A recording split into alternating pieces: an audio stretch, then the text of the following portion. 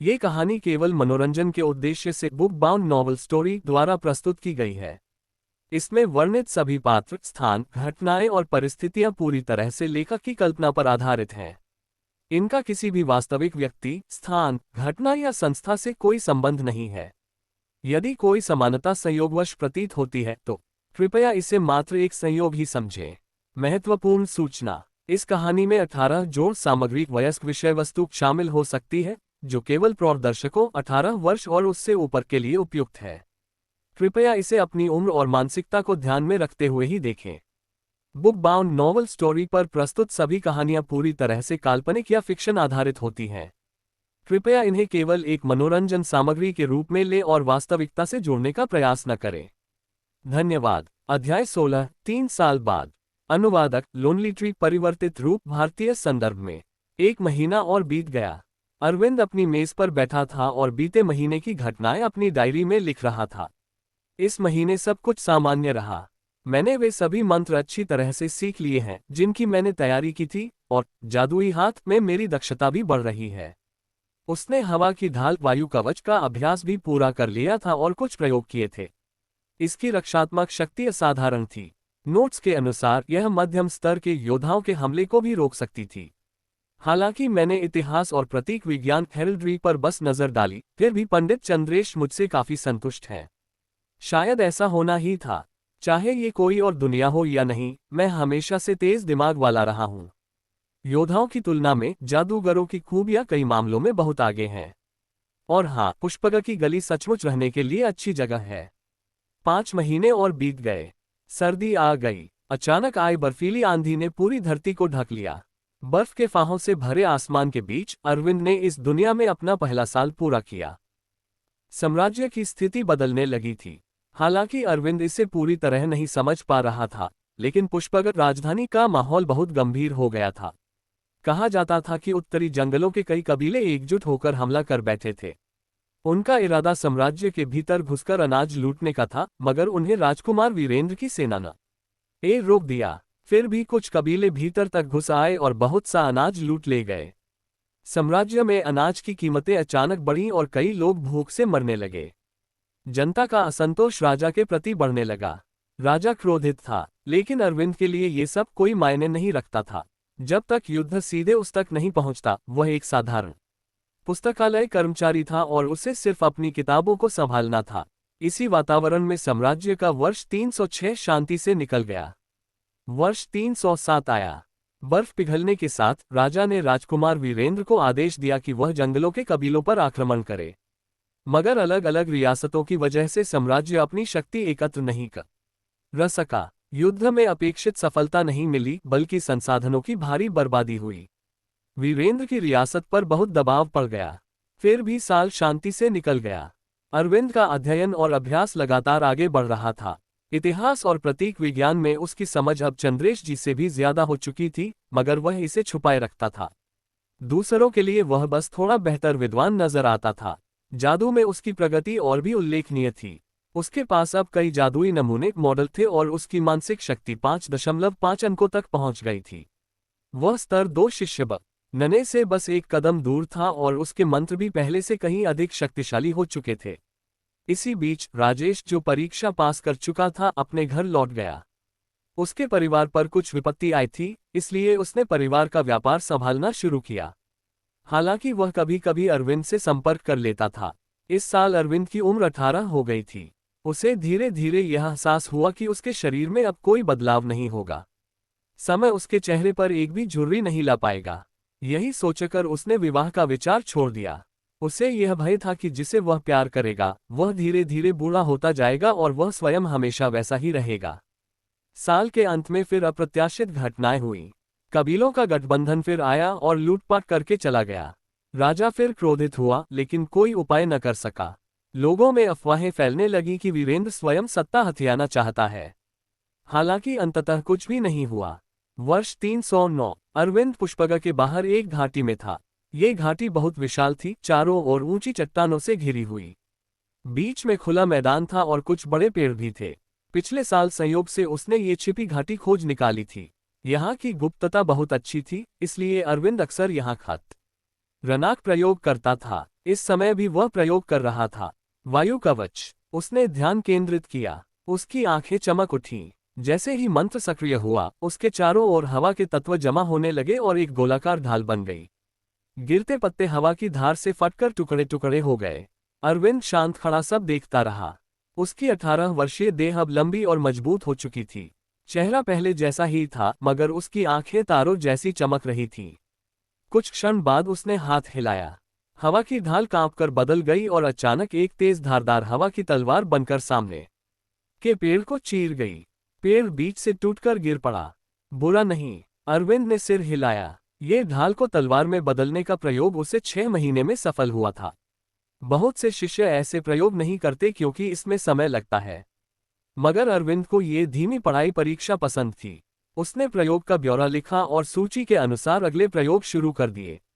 कई घंटे बीत गए। जब प्रयोग पूरे हुए, रात हो चुकी थी। चांद आकाश में चमक रहा था। अब वापस जाना होगा। पंडित चंद्रेश ने मुझे कुछ काम सौंपा है। वह अपने प्रयोगों के निशान मिटाकर पुष्पगढ़ की ओर लौट गया। शहर के द्वार पर उसने पहरेदार को मुस्कुराकर नमस्ते किया और भीतर आ गया। पिछले 3 सालों में अरविंद कई लोगों से परिचित हो चुका था। कुछ गलियां पार करने के बाद वह अपने घर पहुंचा। घर में ज्यादा बदलाव नहीं था, बस दीवार पर लताएं चढ़ गई थीं। ये जादुई पौधे थे जो अजनबी को देखते ही हमला कर सकते थे। उसने दरवाजा खोला और आंगन में प्रवेश किया। आंगन बाहर से सामान्य दिखता था, लेकिन उसमें कई गुप्त मंत्रजाल बिछे हुए थे। अरविंद को अब इसकी आदत हो गई थी। उसने बस उन 2-3 चिड़ियों की ओर देखा जिन्हें लताओं ने पकड़ लिया था, और सीधा अंदर चला गया। पूरे दिन के बाद वह थका हुआ था और जल्दी सोने की सोचने लगा। कल फिर काम पर जाना है। अध्याय 17 निमंत्रण। अगले दिन सूरज उगते ही अरविंद घर से बाहर निकला। वह दरवाजे पर खड़ा होकर अपनी परिचित गली की ओर देखता रहा। फिर दिशा तय कर तेजी से निकल पड़ा। रास्ते में उसने इधर उधर देखा। गली के किनारे बहुत से बेघर लोग दीवार से टिके बैठे थे। उनकी आंखों में जीवन की चमक नहीं थी। सुना है इस बार फसल अच्छी नहीं हुई। लगता है इस साल बहुत लोग भूख से मरेंगे। अरविंद ने सोचा और जल्दी से वहां से निकल गया। हर युग की अपनी सीमाएं होती हैं और यह जगह भी अलग नहीं थी। कुछ चीजें वह बदल ही नहीं सकता था। थोड़ी देर बाद वह आम लोगों वाले हिस्से में पहुंच गया और फिर पुस्तकालय में दाखिल हो गया। पहरेदार को नमस्ते करके अरविंद अंदर चला गया। आज शिक्षक मौजूद थे, इसलिए वह सीधे दूसरी मंजिल पर पहुंचा और एक कमरे के बाहर रुक गया। रोहित, देखो तुमसे कितना साधारण काम भी नहीं हो रहा। दरवाजे के भीतर से पंडित चंद्रेश की आवाज आ रही थी। अरविंद ने पहचान लिया, वे अपने शिष्य रोहित को डांट रहे थे। रोहित उन 2 परीक्षकों में से एक था जिन्हें चंद्रेश जी ने पढ़ाया था।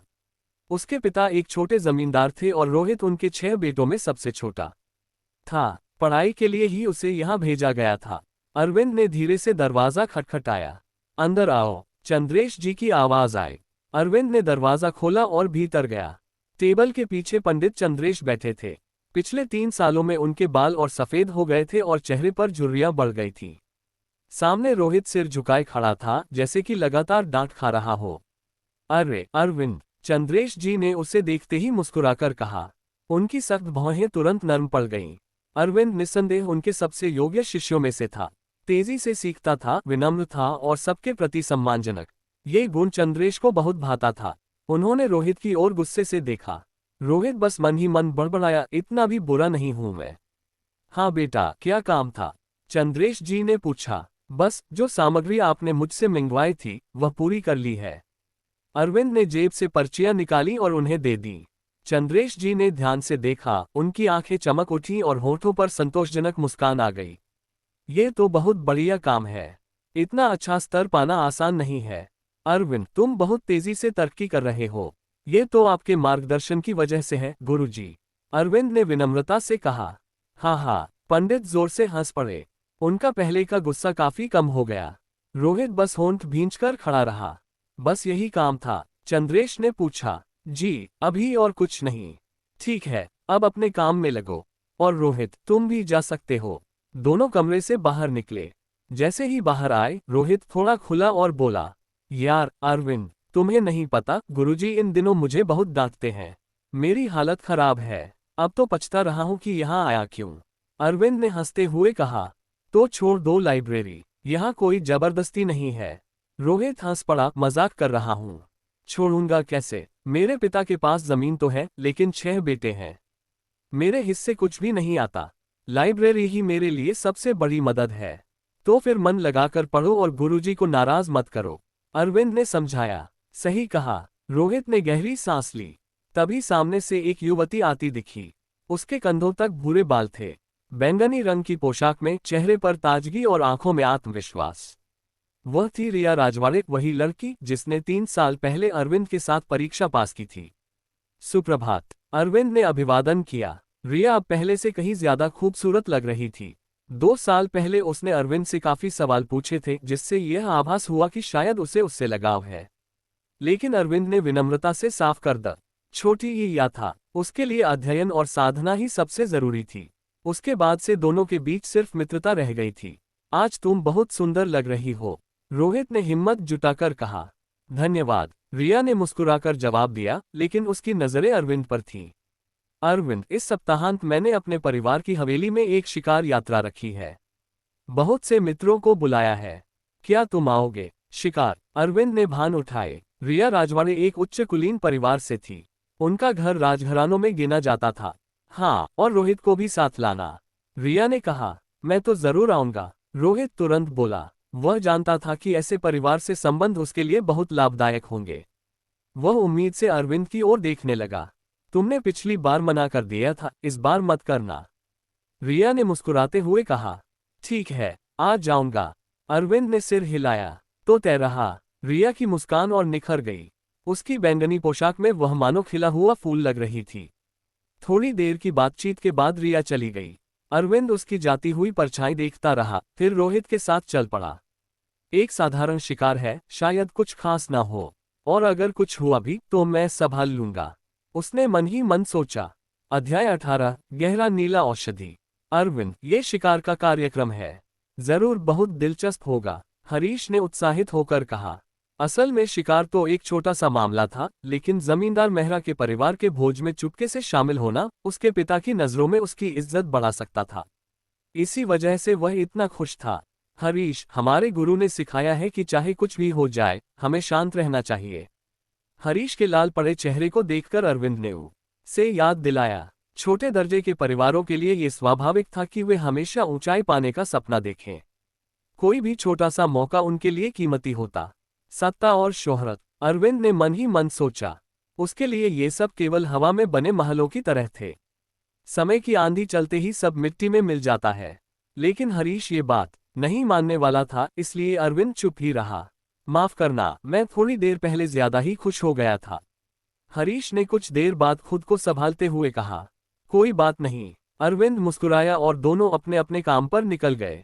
पुस्तकालय की पहली मंजिल पर पहुंचकर अरविंद ने शिकार की बात पीछे छोड़ दी और अपनी वर्दी पहनकर किताबें व्यवस्थित करने लगा। अब उसका ध्यान केवल अपनी आध्यात्मिक शक्ति, ध्यान और प्रयोगों पर था। पिछले 3 सालों में अरविंद काफी बदल चुका था। उसकी आध्यात्मिक शक्ति 6.0 तक पहुंच चुकी थी और शारीरिक क्षमता 1.3 हो गई थी। ध्यान और साधना से उसकी शक्ति धीरे धीरे बढ़ रही थी, पर अब जैसे जैसे कुल शक्ति बढ़ती जा रही थी, उसकी गति घट रही थी। मेरी प्रगति अभी भी बहुत धीमी है, अरविंद ने सोचा। इस खतरनाक दुनिया में मजबूत होना ही सबसे बड़ी सुरक्षा थी। गुरु सालिम की डायरी में कई उपाय लिखे थे। एक था ध्यान करना, दूसरा जादुई औषधियां। उनमें से एक औषधि थी गहरा नीला औषधि, जो विशेष रूप से शिष्य स्तर के साधकों के लिए उपयोगी थी। इससे ध्यान की गति तेज हो जाती थी। अरविंद इस औषधि को बनाने की तैयारी कर चुका था, पर समस्या ये थी कि उसे सारे घटक नहीं मिल पा रहे थे। कई दुर्लभ जड़ी बूटियां केवल बड़े शहरों या दूरदराज इलाकों में मिलती थीं। शायद मुझे कुछ जड़ी बूटियों को दूसरे साधारण घटकों से बदलना होगा, उसने सोचा। हालांकि ऐसा करने से औषधि की ताकत कम हो जाती, फिर भी थोड़ी सी भी मदद उसकी साधना को तेज कर सकती थी। लेकिन एक और बड़ी दिक्कत थी पैसा। लाइब्रेरियन की तनख्वाह बुरी नहीं थी, लेकिन लगभग सब प्रयोगों में खर्च हो जाती थी। उसके पास अब बस कुछ ही चांदी के सिक्के बचे थे। दोपहर में काम खत्म कर वह बाजार गया और जड़ी बूटियों की दुकान में पहुंचा। ये सब सामान चाहिए तो 3 स्वर्ण मुद्रा लगेंगी, दुकानदार बोला। इतना महंगा, अरविंद चौंक गया। दुकानदार ने समझाया, कुछ जड़ी बूटियां बहुत दुर्लभ हैं, बिना जान पहचान इन्हें लाना मुश्किल है। अरविंद जानता था कि पैसे और सही रास्तों की कमी उसे रोक रही थी। शायद मुझे रोहित की मदद लेनी होगी। रोहित अब अपने पिता की मेहरा व्यापार मंडली संभाल रहा था, जिसमें इत्र और जड़ी बूटियों का कारोबार भी शामिल था। फिलहाल औषधि बनाना टल गया, पर अरविंद ने सोचा जब तक पैसा और रास्ते दोनों मिलेंगे तभी काम आगे बढ़ेगा। वहां से खाली हाथ लौटने की बजाय उसने कुछ साधारण जड़ी बूटियां खरीदी और अपने कमरे के नीचे बने गुप्त प्रयोगशाला में लौट आया। पूरा दोपहर उसने प्रयोगों में बिताया। यही उसकी दिनचर्या थी। सुबह काम, फिर प्रयोग, फिर अध्ययन। पंडित कैलाश विद्वान क्लेमेंट चाहते थे कि वह उनके दिए विषयों पर ज्यादा समय लगाए, पर अरविंद अपनी विधा में उनसे कहीं आगे निकल चुका था। कुछ मायनों में साधक लोग आम इंसानों और योद्धाओं के लिए देवताओं जैसे लगते थे। समय यूं ही बीत गया। 7 दिन बाद अरविंद को मोरे हवेली में शिकार के लिए आमंत्रित किया गया। अध्याय 19, मेहरा हवेली। मेहरा हवेली जयपुर शहर के पश्चिमी इलाके में एक विशाल हवेली थी, जो मेहरा परिवार की थी। ये हवेली मुख्यतः आवतों, शिकार और कुछ दुर्लभ फसलों की खेती के लिए इस्तेमाल होती थी। ये राजदरबार से मेहरा परिवार को मिली थी। आज मेहरा परिवार की दावत का दिन था। आयुष और हरीश किराए की बग्घी लेकर हवेली की ओर निकल पड़े। बग्घी तेजी से चली और वे जल्द ही वहां पहुंच गए। वाह, कितनी शानदार हवेली है! जैसे ही हरीश ने उतरकर देखा, वह दंग रह गया। आयुष ने भी उतरकर सामने देखा। काले पत्थरों से बनी एक महल जैसी इमारत सामने थी। दोनों ओर छोटे छोटे कोठार थे जिन पर हरी बेलें लिपटी हुई थीं। सामने की सड़क भी पत्थरों से जड़ी थी और बिल्कुल साफ सुथरी। हरीश आश्चर्य से देख रहा था, लेकिन आयुष अपेक्षाकृत शांत था। उसे अपने पिछले जीवन में इससे कहीं बड़े और भव्य भवन देखने की आदत थी, इसलिए वह ज्यादा प्रभावित नहीं हुआ। आयुष! अचानक पास से किसी ने आवाज लगाई। दोनों ने देखा तो रिया उनकी ओर आ रही थी। वह हल्के बैंगनी रंग की साड़ी और हल्के श्रृंगार में थी। उसके नयन नक्श और व्यक्तित्व उसे और भी आकर्षक बना रहे थे। आयुष की आंखें चमक उठीं। हरीश तो मानो स्तब्ध रह गया। रिया, आज तुम बहुत सुंदर लग रही हो, हरीश ने तुरंत कहा। धन्यवाद, रिया ने मुस्कुराकर उत्तर दिया, लेकिन उसकी नजरें आयुष पर ही टिकी रहीं। आयुष बोला, रिया, आज तुम पहले से भी अधिक सुंदर लग रही हो। रिया ने हल्की शरारत से कहा, तो क्या पहले मैं सुंदर नहीं थी? ऐसी बात नहीं है, तुम हमेशा ही सुंदर रही हो, आयुष ने हंसकर उत्तर दिया। रिया खिलखिलाकर बोली, चलो अब मजाक छोड़ो, दावत शुरू होने वाली है। दावत? क्या हमें शिकार पर नहीं जाना था? आयुष ने पूछा। वो बाद में होगा, पहले सबको आराम और भोजन चाहिए, रिया ने समझाया। फिर वह दोनों को हवेली के अंदर ले गई। दावत का माहौल। अंदर घुसते ही कानों में शोर गूंजा। हॉल में पहले से ही कई लोग मौजूद थे, ज्यादातर राजघरानों के लोग। वे सब अपने अपने कुल चिन्ह वाली पोशाकें पहने हुए थे। आयुष ने एक ही नज़र में सबके कुल चिन्ह याद कर लिए। गुप्ता परिवार, शर्मा परिवार और वर्मा परिवार, ये सभी जयपुर राज्य के प्रसिद्ध घराने थे। कई लोगों ने रिया को देखा और चौंक गए कि वह अपने साथ 2 साधारण लोगों को भी लाई है। हरीश को तो ज्यादातर लोग पहचानते भी नहीं थे, इसलिए उसे आम आदमी ही समझ बैठे। हॉल के कोने में खड़े 3 लोग, 2 पुरुष और एक महिला, भी उनकी ओर देखने लगे। वे सभी बेहद आकर्षक वस्त्रों में थे और उनका दर्जा काफी ऊंचा दिख रहा था। वह थे आदित्य गुप्ता परिवार से, जो एक बड़े जमींदार घराने से थे। आलिया शर्मा परिवार से। करण वर्मा परिवार से। करण ने आयुष को देख में सिकोड़ते हुए कहा, एक आम आदमी। रिया ने इसे दावत में बुला भी लिया। आलिया बोली, शायद यह उसी पुस्तकालय का छात्र है जहां रिया ने प्रवेश लिया है। आदित्य शांत भाव से बोला, तो वही बात होगी। तीनों फिर आगे बढ़े और रिया से मिले। रिया, तुम तो और भी खूबसूरत हो गई हो, आदित्य ने मुस्कुराकर कहा। भाई आदित्य, बहुत दिनों बाद मिल रहे हैं, रिया ने शालीनता से उत्तर दिया। फिर उसने आयुष और हरीश का परिचय कराया। ये दोनों पुस्तकालय के विद्वान पंडित चंद्रकांत के शिष्य हैं। आयुष इतिहास और राज चिन्हों का गहरा ज्ञान रखते हैं। आदित्य ने तुरंत सम्मान से कहा, वाह, मैंने पंडित चंद्रकांत के बारे में बहुत सुना है। आपके शिष्य से मिलकर अच्छा लगा। हरीश अभिभूत हो गया और धन्यवाद बोला। आयुष ने हल्के से सिर हिलाया। वह जानता था कि यह सम्मान उसके लिए नहीं, बल्कि उसके गुरु के लिए था। करण अब भी नाक भान सिकोड़ रहा था। रिया ने स्थिति संभालते हुए सबका परिचय कराया और फिर चली गई ताकि दावत की व्यवस्था संभाल सके। आयुष और हरीश अब चारों ओर घूमते हुए व्यंजनों का स्वाद लेने लगे। अध्याय 20, दावत। अमन, अब हम क्या करेंगे? हॉल से बाहर निकलने के बाद अमन और हरीश अकेले रह गए। हरीश ने जिज्ञासा से पूछा, और क्या खाना पीना करेंगे? अमन ने उसे अजीब नजर से देखा और पास रखी मेज की तरफ इशारा किया। वहां एक लंबी मेज सजी थी, जिस पर तरह तरह के पकवान रखे थे, कबाब, पूरी सब्जी, शाही पनीर, मिठाइयाँ, फल, ओह की टोकरी और ठंडे शरबत तक। हरीश चुप हो गया। क्या दावत में लोगों से मिलने जुलने की बजाय ये खाना खाने आया है? उसने मन ही मन सोचा। अगर तू चाहे तो लोगों से मिल ले, मुझे फर्क नहीं पड़ता। मैं बस भूखा हूँ, अमन ने लापरवाही से कहा। हरीश हल्की मुस्कान के साथ भीड़ की ओर चला गया, जबकि अमन थाली उठाकर खाने में लग गया। कुछ दूर से राजीव, वही अमीर जमींदार का बेटा, ये सब देख रहा था और मन ही मन बोला, गांव का गंवार, बिल्कुल भी तहजीब नहीं। पर अमन को किसी की परवाह नहीं थी। वह एक कोने में जाकर आराम से बैठा और भरपेट खाने लगा। लोग उसे देखकर दूरी बनाने लगे।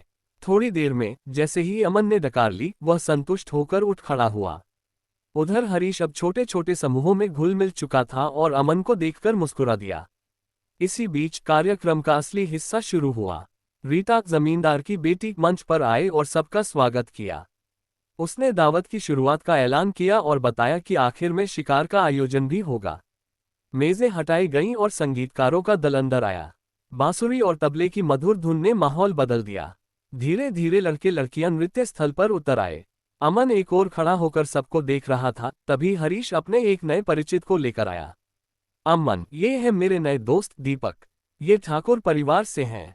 दीपक ने मुस्कुराते हुए पूछा, आप किस खानदान से हैं? उद्धरण चिन्ह। अमन ने शांति से जवाब दिया, मैं किसी रईस परिवार से नहीं हूं। बस इतना सुनते ही दीपक का चेहरा उतर गया। उसकी मुस्कान गायब हो गई और वह घमंडी अंदाज में बोला, माफ कीजिए, मुझे और काम है। और वह वहां से चलता बना। हरीश को झटका लगा। उसने अमन की ओर देखा और बोला, सॉरी दोस्त। अमन ने हंसकर कहा, कोई बात नहीं, ऐसे लोगों की फिक्र कौन करता है। उसी वक्त रीता अपनी बैंगनी साड़ी में वहां आए और मुस्कुरा कर बोली, अमन, क्या आप मेरे साथ नृत्य करेंगे? उद्धरण चिन्ह। अमन थोड़ा झिझका, मैं ये नृत्य नहीं जानता। रीता ने आत्मविश्वास से कहा, चिंता मत कीजिए, मैं आपको सिखा दूंगी। असल में रीता ने कई बार पुस्तकालय में अमन से सवाल पूछे थे और हर बार अमन ने उसे सख्ती से पढ़ाई पर टोक दिया था। आज उसे मौका मिला था कि अमन को थोड़ा शर्मिंदा करे। जिंदगी अनुभव से ही तो सीखी जाती है, रीता ने शरारती मुस्कान के साथ कहा। अमन ने कुछ देर तक नृत्य देखकर मन ही मन सब कदम याद कर लिए। ठीक है, अब मुझे आ गया, अमन ने हाथ बढ़ाते हुए कहा, क्या आप मेरे साथ नृत्य करेगी? उद्धरण चिन्ह। रीता चौंक गई। उसे यकीन नहीं हुआ कि अमन इतने जल्दी सीख सकता है। लेकिन उसने हाथ थामा और दोनों नृत्य स्थल पर उतर आए। हरीश मन ही मन सोचने लगा, ये दोनों तो मुझे पूरी तरह भूल ही गए।